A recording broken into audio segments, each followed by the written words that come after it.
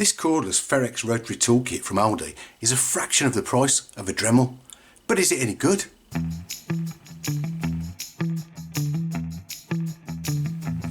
Hi there, Mark here again, and today I picked up this Ferrex Toolkit from Aldi for $22.99, would you believe? I couldn't pass it up. I'm into my hobbies and modelling and RC cars, so this kind of toolkit should be ideal for working with small pieces of plastic, metal, and maybe even a bit of light woodworking. So at that price I had to snap it up. I mean, compared to a Dremel of this kind of spec, cordless, would be well over 100, 125 pounds plus. So, you know, if this comes up at being even a fraction as good, it's going to be money well spent. So without further ado, let's get it out the case and have a look what we get. So we'll go through the accessories that you get with it in a bit.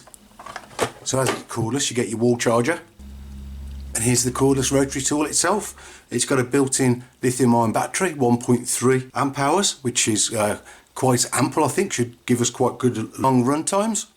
There's an on-off switch on the bottom, and there's a speed selector there on the top. And the spec says it will go from 5,000 RPM to 25,000 RPM.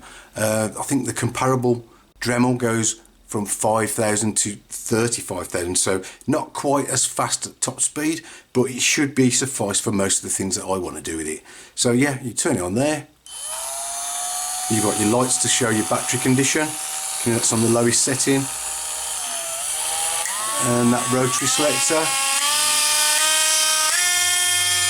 all the way up to full speed. So you've got your chuck at the end there, where you're going to put the work pieces in, and there's a locking button there to lock in position so that we can undo and do up that chuck, and there's a spanner provided for tightening that up as well. I've got to say, it's got a good feel to it. It's not too heavy. It's got a nice rubber grips there at the front and at the back, which is pretty cool. So let's have a quick look at those accessories. So here we've got 4 separate chucks, different size holes in them for taking the different size tools that you can fit in there. We've got 3 cutting bits. We've got 2 engraving bits. We've got a brush. We've got some grinding wheels of different shapes and sizes. We've got 6 different small drill bits for drilling through steel. It goes right down to 0.8 of a mil up to a 2 mil drill bit there. We've got there's 2 Mandrels, they're called, and these are for attaching the discs. I'll show you in a sec. And then we've got a plastic brush and a brass brush, and you get 2 little pots. I'll show you what's in those. We've got 3 felt polishing buffers or polishing discs. In the pot with the black lid, we've got some sanding discs. So there's tons in there. I think there's about 24 sanding discs. That's for smoothing things off. In the one with the green lid, we've got cutting discs and some grinding discs. So we've got 4 kind of ceramic grinders there that again will attach those mandrels. And we've got a whole bunch of cutting discs. So I'll just show you how to fit one of those to a mandrel. It's very simple.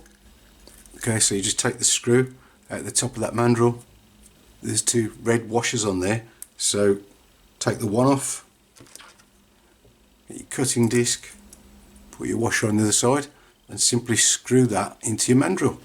And then get the spanner that's provided, and you can use that to tighten up that screw. And what we're going to do is get it into the actual cutting tool itself, and then you can tighten that up properly, because it's a bit hard to hold onto that with just your fingers. So press the locking button in, just undo that chuck, simply slide it in the end all the way down, and then tighten up. And while still holding that button in, you need to get your spanner and give it a good nip up. So as always with using any power tools, make sure you follow all the safety instructions and safety procedures. The main thing with one of these things is make sure you're wearing a pair of safety goggles, because if this snaps and flies off, you do not want that going into your eyes.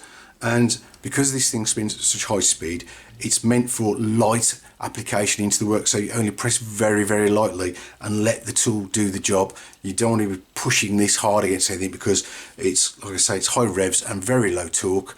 It won't take much to stall this from spinning if you press on it too hard, and you could burn the motor out, or even worse, like I say, you could damage the tool, damage the job you're working on, and God forbid, you could even hurt yourself. So safety is number one with something like this. It can be quite dangerous.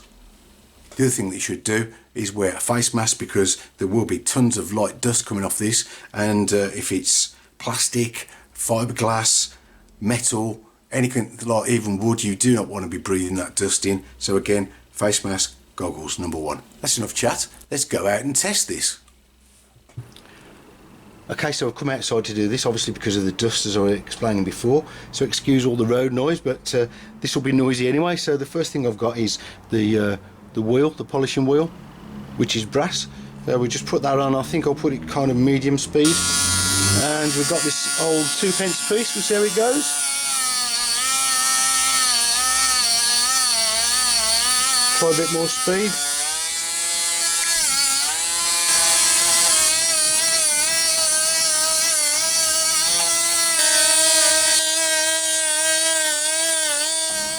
Obviously it's really important to clamp your work so that you don't get your hands in the way, but yeah, I think that's made a pretty good job of that. So I've got a bit of old aluminium plate, so what we'll do is try the cutting wheel.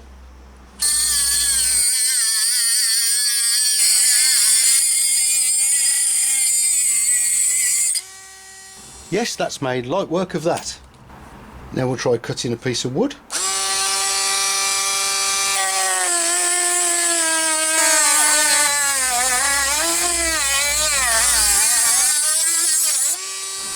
Okay, so it does cut through wood really easily, but you have to be careful not to set fire to it, of course. Let's try the sanding disc.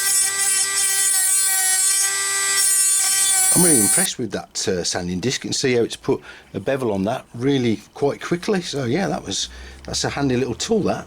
Then we'll quickly try this milling bit on the wood, and then I'll try it on a bit of metal.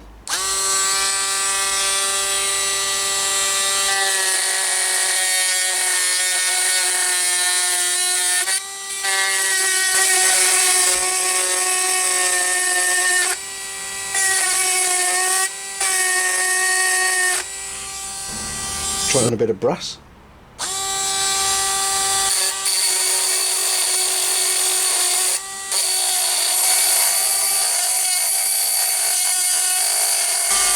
Yep, that removes a lot of material quite quickly. Okay, so I'm back inside after that little test, and I've got to say I'm really impressed with this thing. It's quite light and easy to handle, and I'm sure I'll find lots of little useful jobs for this thing to do with my hobby.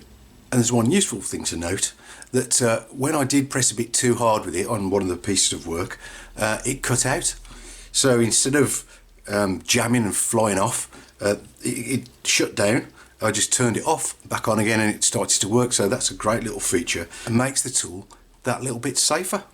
I've got to say, I've never tried using one of these rotary tools before, so I'm sure I will learn with practice and get better at using it. And yeah, I'm looking forward to doing more with it and finding out.